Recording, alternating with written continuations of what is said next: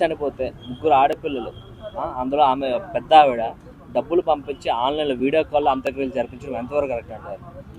అది ఆ వీడియో నేను కూడా చూశాను, చాలా బాధపడ్డాను.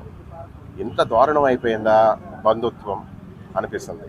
తల్లిదండ్రుల మీద ప్రేమ ఇంత నీచానికి దిగజారిపోయారా వీళ్ళు అనిపిస్తున్నారు. ఇక ఈమె కొంచెం ఏదో ఆన్లైనో ఏదో చేసిందంటున్నారు, అది వేరే. కొంతమంది వాళ్ళ తల్లిదండ్రులు చచ్చిపోయినా పట్టించుకోరు, ఆఖరికి మున్సిపాలిటీ వాళ్ళు తీసుకుపోయినా పట్టించుకోరు వాళ్ళు. అట్లాంటి నీచులు కూడా ఉన్నారు. కానీ ఒకటి తెలుసుకోండి, తల్లిదండ్రులు మన కోసం నవమాసాలు తల్లి మోసి తండ్రి తప్పటడుగులు నేర్పి గోరు ముద్దలు తినిపించి అల్లారు ముద్దుగా అన్నీ నేర్పి చదివిపించి విద్యాబుద్ధులు నేర్పించి ఉద్యోగాలు ఇప్పించి మీ జీవితానికి ఏంటి ఎవరో ఒకరికి అంటగట్టి పెళ్లి చేస్తే ఇవాళ రోజు మీరు ఎక్కడో ఉండి ఆన్లైన్లో అంత్యక్రియలు ఏంటమ్మా?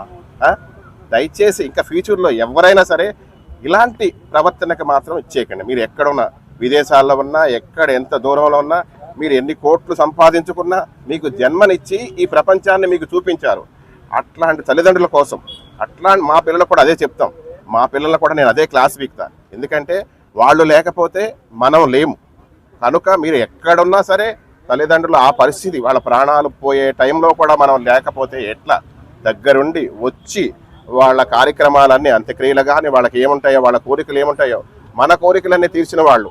దయచేసి తల్లిదండ్రులు ఎక్కడున్నా ఏ ప్రాబ్లంలో చాలా పరిస్థితులు ఆ దినాలు అట్లాంటి కార్యక్రమం సాగు బతుకుల్లో కానీ ప్రాబ్లమ్స్లో ఉన్నప్పుడు వాళ్ళని మనం కాపాడాలి, రక్షించాలి. కొన్నాళ్ళు మన ఎలా చూసుకున్నారు చిన్నప్పుడు అల్లారు ముద్దగా ఎంత ప్రేమగా చూసుకున్నారు.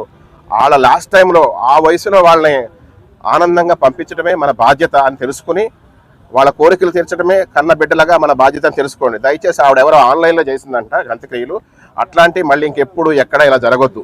మీరు ఎన్ని కోట్లు కానీ విదేశాల్లో ఎన్ని అర్జెంట్ పనులున్నా ఎవరి కోసం మీరు ఈ ప్రపంచంలో ఏం చేయక్కర్లా. మీకు జన్మనిచ్చిన తల్లిదండ్రుల కోసం మాత్రం అన్నీ చేయాలి, అది గుర్తుపెట్టుకోండి. అంటే ఆ ఏజ్లో వాళ్ళకి కావాల్సిన డబ్బు కాదు, మేము ఉన్నామని చెప్పి నమ్మకాలు ఉండాలి, ఆ నమ్మకం అయితే కావాలి. కానీ ఈ రోజుల్లో ఆ పిల్లలు అది ఇవ్వలేకపోతున్నారు. అది ఇప్పుడు అదే చెప్పేది, తల్లిదండ్రులు మన నుంచి ఏంటంటే ఏది ఆశించరు. డబ్బు అని ఇంకా వేరే ఏదో పెడతారు, ఇస్తారు, చేస్తారు. ఎందుకంటే ఆల్రెడీ అన్ని వాళ్ళ సరసం మనకి ఇచ్చేస్తారు. ఇచ్చి పెంచినప్పుడు కేవలం అంత్యక్రియలు కూడా దగ్గరకు వచ్చి చేయలేని పరిస్థితి